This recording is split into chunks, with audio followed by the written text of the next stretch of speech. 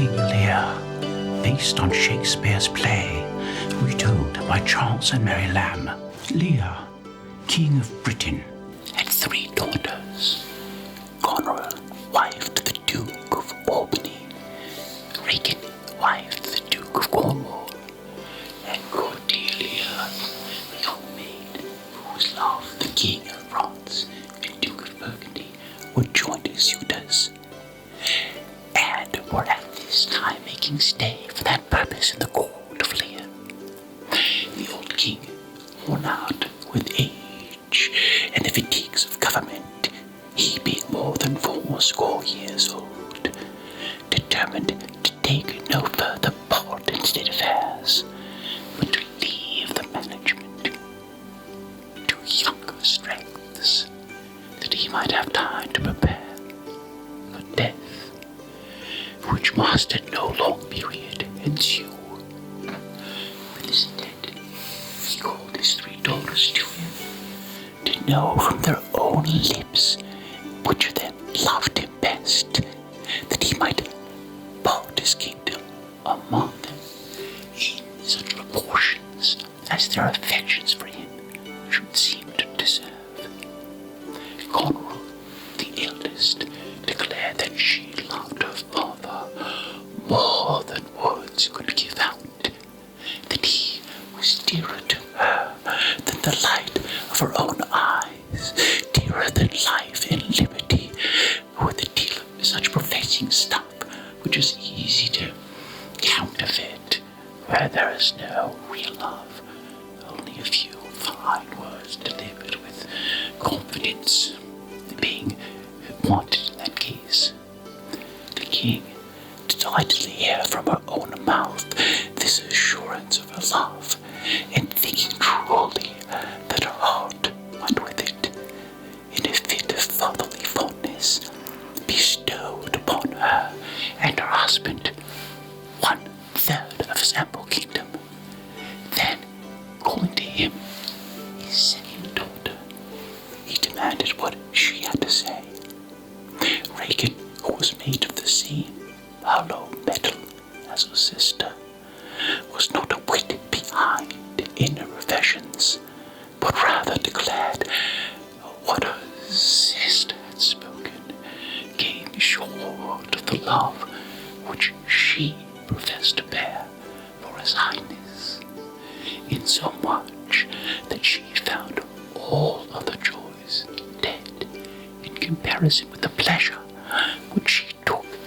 in the love of her dear king and father. Lear blessed himself in having such loving children as he thought, and could do no less after the handsome assurances which Regan had made, than bestow 1/3 of his kingdom upon her and her husband, equal in size to that which he had already given away to Goneril. Then, turning to his youngest daughter, Cordelia, who he called his joy, he asked her what she had to say, thinking no doubt that she would glad his ears with the same loving speeches which her sisters uttered, or rather that her expressions would be so much stronger than theirs, as she had always been his darling, and favored by him among either of them. But Cordelia, disgusted with the flattery of her sisters, whose hearts she knew were far from their lips, and seeing that all their coaxing speeches were only intended to wheedle the old king out of his dominions, that they and their husbands might reign in his lifetime, made no other reply but this, that she loved his majesty according to her duty, neither more nor less. The king, shut with this appearance of ingratitude in his favorite child, decided to consider her words and to mend her speech, lest it should mar her fortunes. he was her father, that he had given her breeding and loved her, that she returned those duties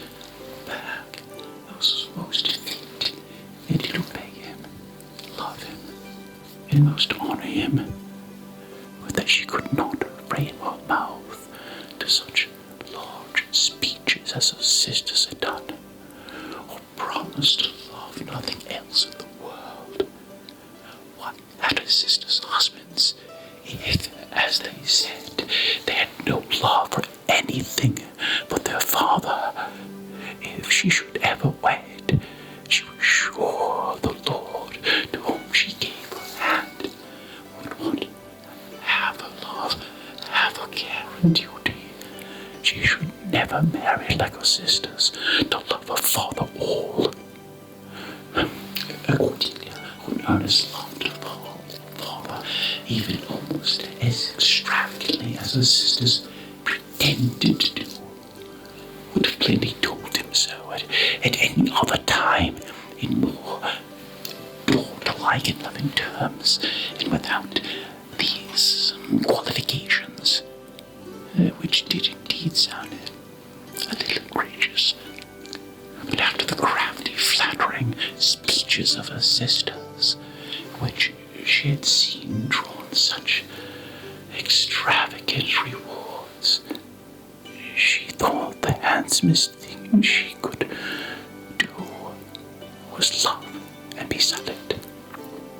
This put her affection out of suspicion of mercenary ends, and showed that she loved, but not for gain, and that her professions, the least ostentatious they were, had so much the more truth and sincerity than her sisters. This plainness of speech, which Lear called pride, so enraged the old monarch, who in his best of times always showed much of spleen and rashness, and in whom the dotage instinct to old age had so clouded over his reason that he could not discern truth from flattery, nor gay, painted speech from words that came from the heart. That in a fury of resentment he retracted the third part of his kingdom, which yet remained, in which he had reserved for Cordelia, and gave it away from her, sharing it equally between the two sisters and their husbands, the Dukes of Albany and Cornwall, whom he now called him, and in presence of all his courtiers, bestowing a coronet between them, invested them jointly with all the power, revenue, and execution of government, only retaining to himself the name of king. All the rest of royalty he resigned, with this reservation, that himself, with 100 knights for his attendants, was to be maintained by a monthly course in each of his daughters' palaces. So preposterous a disposition of his kingdom, so little guided by reason, and so much by passion, filled all his courtiers with astonishment and sorrow. But none of them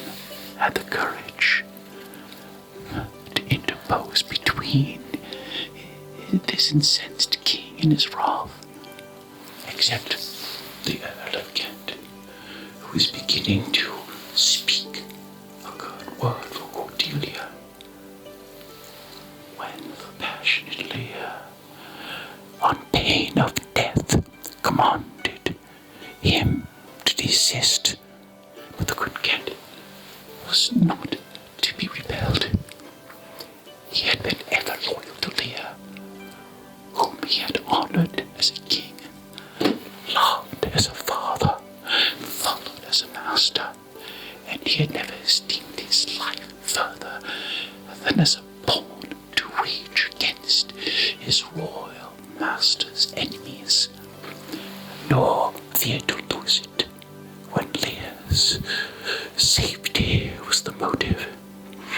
nor now that Lear was most his own enemy, did this faithful servant of the king forget his own principles, but manfully opposed Lear to do Lear good. And it was unmanly only because Lear was mad. He had been a most faithful counselor in times past to the king, and he besought him now that he would see with his eyes as he had done in many weighty matters, and go by his advice still, and in his best consideration recall his rashness, for he would answer with his life his judgment that Lear's youngest daughter did not love him least, nor were those empty-hearted whose low sound gave no token of hollowness. When power bound to flattery, honor was bound to plainness. For Lear's threats, what could he do to him, whose life was already at his service, that he should not enter duty from speaking? The honest freedom of this good Earl of Kent only stirred up the king's wrath the more, and like a frantic patient who kills his physician and loves his mortal disease, he banished this true servant, and it allotted him but 5 days to make his preparations for departure. But if on the 6th this hated person was found within the realm of Britain, that moment was to be his death. And Kent bade farewell to the king, and said that since he chose to show himself in such fashion, it was but banishment to stay there. And before he went, he recommended Cordelia to the protection of the gods, the maid who had so rightly thought and so discreetly spoken, and only wished that her sister's long speeches might be answered with the deeds of love. And then he went, as he said, to shape his old course to a new country. The King of France and the Duke of Burgundy were now called in to hear the determination of Lear about his youngest daughter, and to know whether they would persist in their courtship to Cordelia. Now that she was under her father's displeasure, and had no fortune but her own person to recommend her, the Duke of Burgundy declined the match, and would not take her to wife upon such conditions. The King of France, understanding what the nature of the fault had been, which had lost her love of her father, that it was only a tardiness of speech, and not being able to frame a tongue to flattery like her sisters, took this young maid by the hand, and saying that her virtues were a dowry above a kingdom, bade Cordelia to take farewell of her sisters and of her father, though he had been unkind, and she should go with him and be queen of him and of fair France, and reign over fairer possessions than her sisters. And he called the Duke of Burgundy. He contempt of Waterish Duke, because his love for this young maid had in a moment to turn all away like water. And Cordelia, with weeping eyes, took leave of her sisters, and besought them to love their father well, and make good the professions. And they suddenly told her not to prescribed to them,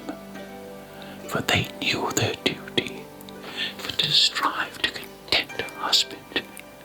who had taken her as they tauntingly expressed it, as fortune's alms. And Cordelia with a heart heavy departed, for she knew the cunning of her sisters, and she wished her father in better hands than she was about to leave him to. Cordelia was no sooner gone than the devilish dispositions of her sisters began to show themselves, their own true colors. Even before the expiration of the first month, which Lear was spent by agreement with his eldest, Dr. Goneril, the old king began to find out the difference between promises and performances. This wretch, having got from her father all that he had to bestow, even to giving away the crown from off his head, began to grudge even those small remnants of royalty which the old man had reserved to himself. To please his fancy with the idea of being still a king, she could not bear to see him and his 100 knights. Every time she met her father, she put on a frowning countenance, and when the old man wanted to speak with her, she would feign sickness or anything to get rid of the sight of him, for it was plain that she esteemed this old age a useless burden, and his attendance an unnecessary expense. Not only she herself slackened in her expressions of duty to the king, but by her example, and it is to be feared not without her private instructions, her very servants affected to treat him with neglect, and would either refuse to obey his orders,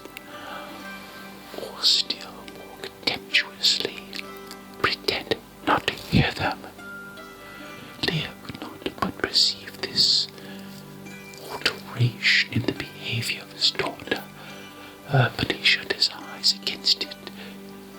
as long as he could,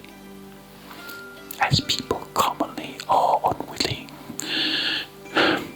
to believe the unpleasant consequences which their own mistakes and obstinacy have brought upon them. True love and fidelity are no more to be estranged by ill than falsehood and hollow-heartedness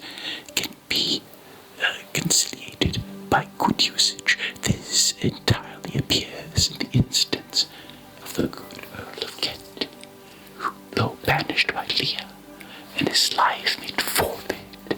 if he were found in Britain, chose to stay and abide all consequences as long as there was chance of his being useful to the king, his master. Between shifts and disguises poor loyalty is forced to submit sometimes, yet it courts nothing base or unworthy, so as it can do its service where it owes an obligation. In the disguise of a serving man, all his greatness and pomp laid aside, this good Earl proffered his services to the king, who, not knowing him to be Kent in that disguise, but pleased with a certain plainness or rather bluntness of his answers, which the Earl put on, so different from that smooth, oily flattery which he had so much reason to be sick of, having found the effects not answerable in his daughter. A bargain was quickly struck, and Lear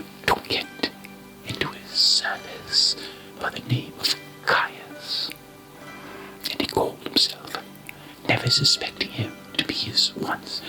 great favourite, the high and mighty Earl of Kent. This Caius quickly found means to show his fidelity and love to his royal master, the Goneril's steward, that same day behaving in a disrespectful manner to Lear, and giving him saucy looks and language, as no doubt he was secretly encouraged to do by his mistress. Caius, not enduring to hear so open an affront put upon his majesty, made no more ado, but presently tripped up his heels and laid the unmannerly slave in the kennel, for which friendly service Lear became more and more attached to him. Nor was Kent the only friend Lear had in this degree, and as far as so insignificant a personage could show his love, the poor fool or jester that had been his palace, while Lear had a palace, as it was the custom of kings and great personages at that time to keep a fool, as he was called, to make them sport after serious business. This poor fool clung to Lear after he had given away his crown, and by his witty sayings would keep up his good humour, though he could not refrain sometimes from jeering at his master for his imprudence in uncrowning himself and giving all away to his daughters, at which time, as he rhymingly expressed it, these daughters for sudden joy to weep and hear for sorrows sung, that such a king should play bo peep, and for the fools among, and in such wild sayings and scraps of songs, of which he had plenty, this pleasant, honest fool poured out his heart, even in the presence of Goneril herself, in many a bitter taunt and jest, which cut to the quick, such as comparing the king to the hedge sparrow who feeds the young of the cuckoo till they grow old enough, and then has its head bit off for its pains, and saying that an ass may know when the colt draws the horse, meaning that Lear's daughters that ought to go behind now ranked before her father, and that Lear was no longer Lear, but a shadow of Lear, for which free speeches he was once or twice threatened to be whipped. In the coolness and falling off of respect which Lear had begun to perceive, or not all which this foolish fond father was to suffer from his unworthy daughter, she now plainly told him that this staying in her palace was inconvenient, so as long as he insisted upon keeping up an establishment of 100 knights, that this establishment was useless and expensive, and only served to fill her court with riot and feasting, and she prayed him that he would lessen their number and keep none but the old men about him, such as himself, and fitting his age. Lear at first could not believe his eyes or ears, nor that it was his daughter who spoke so unkindly. He could not believe that she who had received a crown from him could seek to cut off his train and grudge him the respect due to his old age, which she, persisting in her dutiful demand, the old man's rage was so excited that he called her a detested kite, and said that she spoke an untruth, and so did 100 knights were all men of choice, behavior, and sobriety, of manners, skilled in all particulars of duty, and not given to rioting or feasting, as she said. And he bid his horses to be prepared, for he would go to his other daughter, Regan, and he and his 100 knights. And he spoke of the ingratitude, and said it was a marble-hearted devil, and showed more hideousness in a child than the sea monster. And he cursed his eldest daughter, Goneril, so as was terrible to hear, praying that she might never have a child, or if she had, that it might live to return that scorn and contempt upon which she had shown to him, that she might feel how sharper than a serpent's tooth was to have a thankless child. And Goneril's husband, the Duke of Albany, beginning to excuse himself for any share which Lear might suppose he had in the unkindness, Lear would not hear him out, but in a rage ordered his horses to be saddled, and set out with his followers for he abode of Regan, his other daughter. And Lear thought to himself how small the fault of Cordelia, if it was a fault, now appeared in comparison with her sisters, and he wept. And then he was ashamed that such a creature as Goneril should have so much power over his manhood as to make him weep. Regan and her husband were keeping their court in great pomp and state at the palace, and Lear dispatched his servant Caius with letters to his daughter, that she might be prepared for his reception, while he and his train followed after. But it seems that Goneril had beforehanded with him, sending letters also to Regan, accusing her father of waywardness and ill humors, and advising her not to receive so rich a train as he was bringing with him. This messenger arrived at the same time with Caius, and Caius and he met, and who should it be but Caius' old enemy, the steward whom he had formerly tripped up in the hills for his saucy behavior to Lear. Caius, not liking the fellow's look, and suspecting what he came for, began to revile him, and challenged him to fight, which the fellow, refusing, Caius, in a fit of honest passion, beat him soundly, as such a mischief maker and carrier of wicked messages deserved, which, coming to the ears of Regan and her husband, they ordered Caius to be put in stocks, though he was a messenger from the king her father,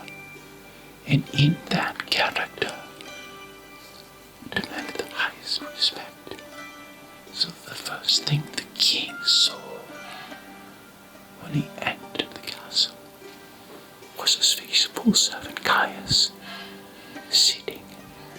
in the disgraceful situation.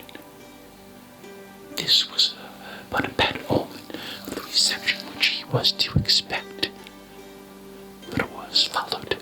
when, upon inquiry for his daughter and her husband, he was told they were weary with traveling all night and could not see him. And when lastly, upon his insisting in a positive and angry manner to see them, they came to greet him. whom should he see in their company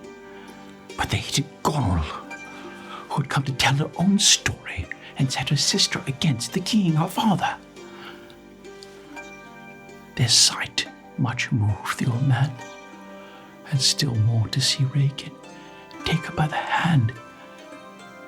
and ask Goneril if she was not ashamed to look upon his old white beard. And Regan advised him to go home again with Goneril and live with her peaceably, dismissing half of his attendants, and to ask her forgiveness, for he was old and wanted discretion, and must be ruled and led by persons who had more discretion than himself. And Lear showed how preposterous that would sound if he were to go down on his knees, beg of his own daughter food and raiment, and he argued against such unnatural dependence to carrying his resolution never return with her, but to stay where he was with Regan, he and his 100 knights. For he said that she had not forgot the heart of the kingdom which he endowed her, and that her eyes were not fierce like Goneril's, but mild and kind. And he said, rather than return to Cornwall with half his train cut off, he would go to France and beg a record pension of the king there, who had married his youngest daughter without a portion. But he was mistaken in expecting kinder treatment of Regan than he had experienced from his sister Goneril. As if willing to outdo her sister in filial behavior, she declared she thought 50 knights too many to wait upon him, that 25 were enough. Then Lear, and now heartbroken, turned to Goneril and said he would go back with her, for 50 doubled to 25, and so her love was twice as much as Regan's. But Goneril excused herself and said, what need of so many as 25, or even 10 or 5, when he might be waited upon by her servants or her sister's servants? So these two wicked daughters, as if they strove to unseat each other in cruelty to their own father, who had been so good to them, by little and little would have abated him of all his train, all respect, little enough for him that once commanded a kingdom, which was left him to show he had once been a king. Not that a splendid train is essential to happiness, but from a king to a beggar is a hard change, from commanding millions to be without one attendant. And it was the ingratitude in his daughters denying more that he would suffer by the want of it, which pierced this poor king to the heart. And insomuch that, with this double ill usage and vexation for having so foolishly given away a kingdom, his wits began to be unsettled. And while he said he knew not what, he vowed revenge against this unnatural acts, and to make examples of them that should be a terror to the earth. While he was thus idly threatening what his weak arm could never execute, night came on, and a loud storm of thunder and lightning and rain, and his daughters, still persisting in the resolution not to admit his followers, he called for his horses, and chose rather to encounter the utmost fury of the storm abroad than stay under the same roof as these ungrateful daughters. And they, saying the injuries which will from men be cured to themselves are the just punishment, suffered him to go in that condition,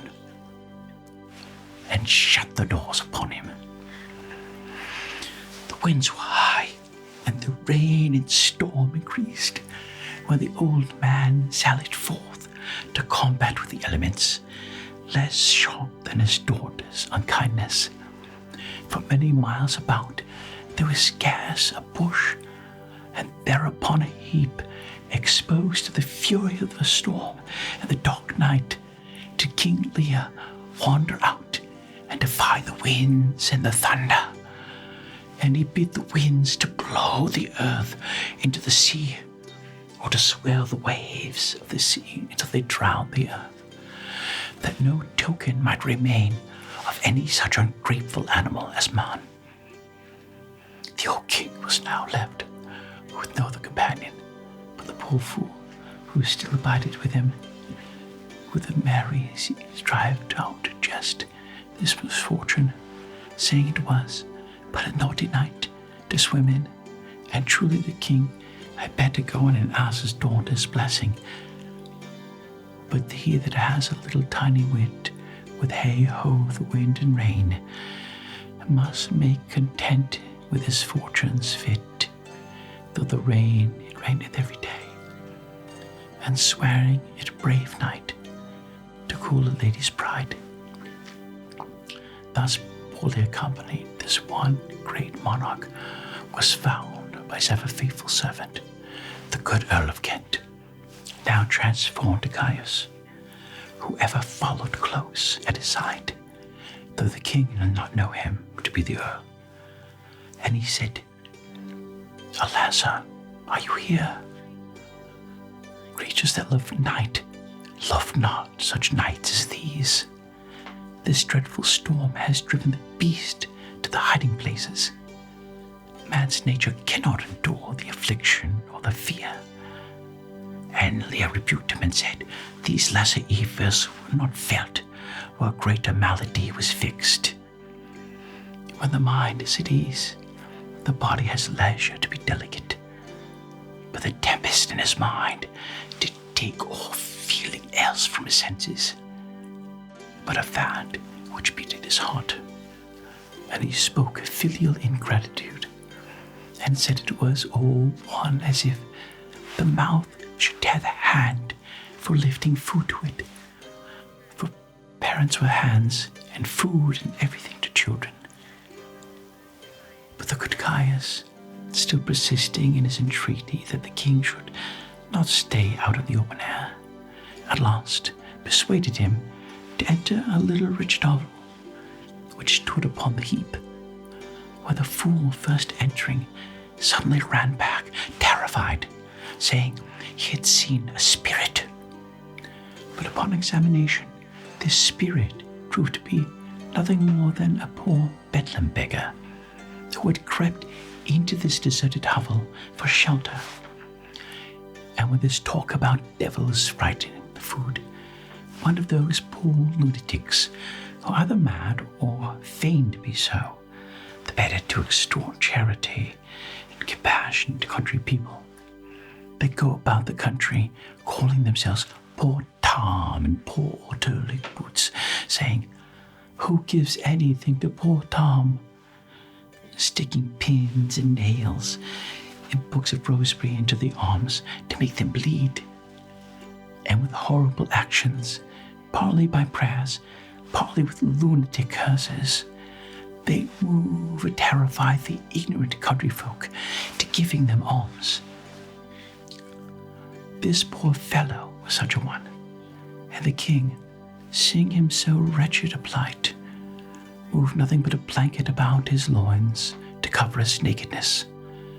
Could not be persuaded but the fellow was some father who had given all away to his daughters and brought himself to that path. For nothing, he thought, could bring a man to such wretchedness but the having unkind daughters. And from this and many such wild speeches which he had uttered, the good Caius claimed to see that he was not in his perfect mind, but that his daughter's ill usage had really made him go mad. And now the loyalty of this worldly Earl of Kent showed itself in more essential service than he had hitherto found opportunity to perform. For with the assistance of some of the king's attendants, he remained loyal. He had the personage of his royal master removed at daybreak to the castle at Dover, where his own friend and influence as the Earl of Kent chiefly lay,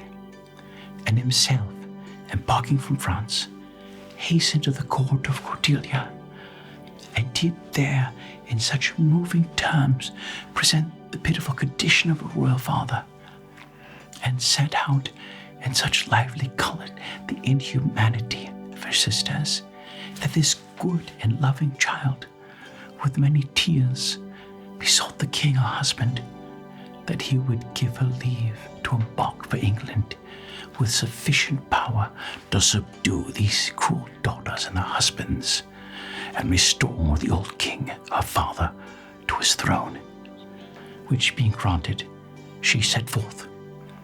and with royal army landed in Dover. Lear, having by some chance escaped from the guardians which the good Earl of Kent had put over him to take care of him in his lunacy, was found by some of Cordelia's train, wandering about the fields near Dover in a pitiable condition, stark mad, and singing aloud to himself with a crown upon his head which he had made of straw and nettles, and other wild weeds that he picked up in the cornfields. By the advice of the physicians, Cordelia, though earnestly desirous of seeing her father, was prevailed upon to put off the meeting till by sleep and in the operation of herbs which they gave him, he should be restored to greater composure. By the aid of these skillful physicians, Cordelia promised all her gold and jewels for the recovery of the old king. King Lear was soon in a condition to see his daughter. Her tender sight was to see the meeting between his father and daughter, to see the struggle between the joy of this poor old king and holding again his once darling child, and the shame of receiving such filial kindness from her whom he cast off with so small a fault in his displeasure. Both these passions, struggling with the remains of this malady,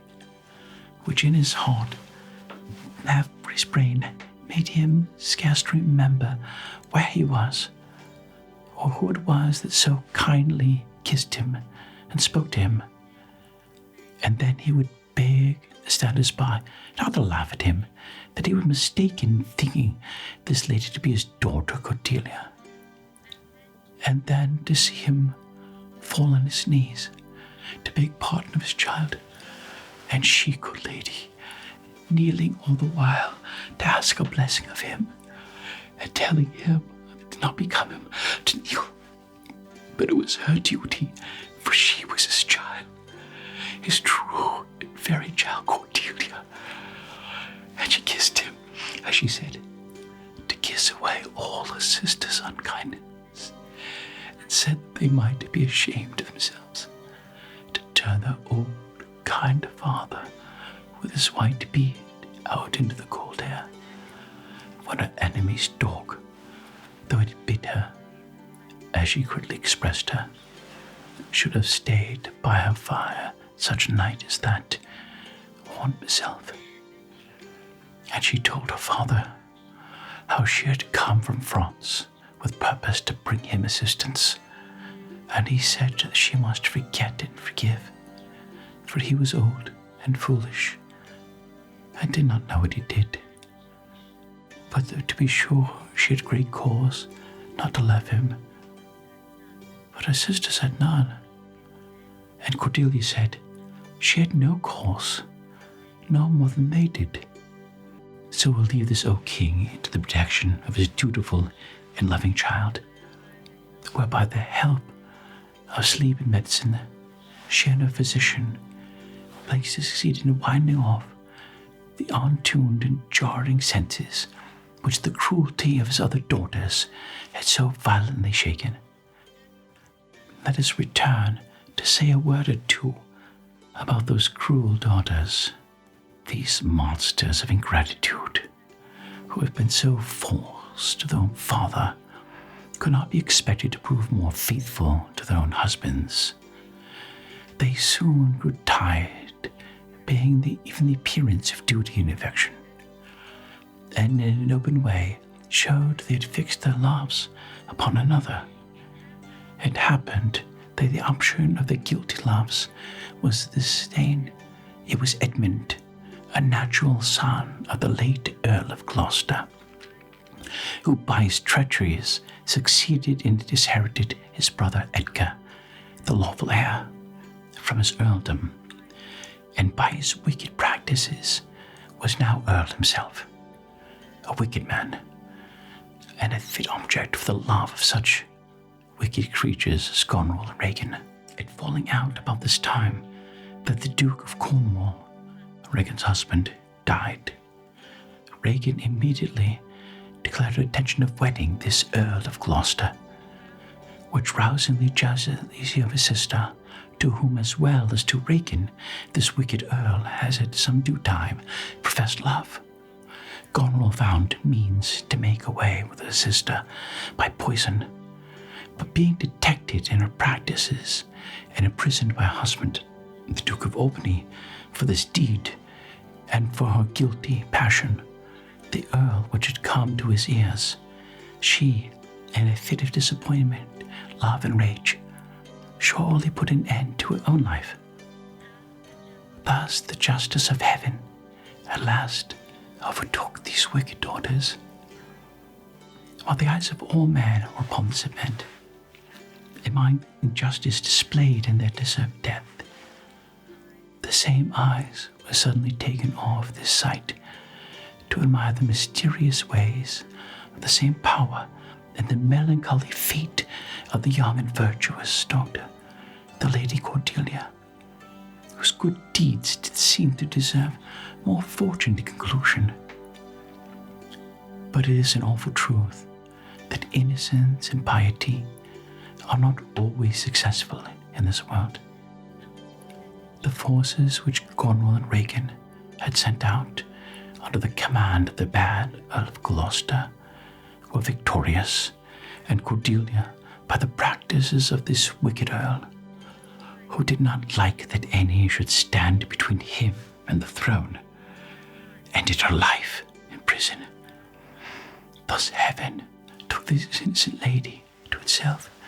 in her young years, after showing her to the world an illustrious example of filial duty. Lear did not long survive his kind child. Before he died, the good Earl of Kent, who had still attended his old master's death from the first of his daughter's ill usage to this sad period of his decay, tried to make him understand that it was he who had followed him on the name of Caius. But Lear's care-crazed brain at that time could not comprehend how that could be, or how Kent and Caius could be the same person. So Kent thought it needless to trouble him with explanations at such a time, and Lear, soon after expiring, this faithful servant to the king, between age and grief for his own master's vexations, soon followed him to the grave. How the judgment in heaven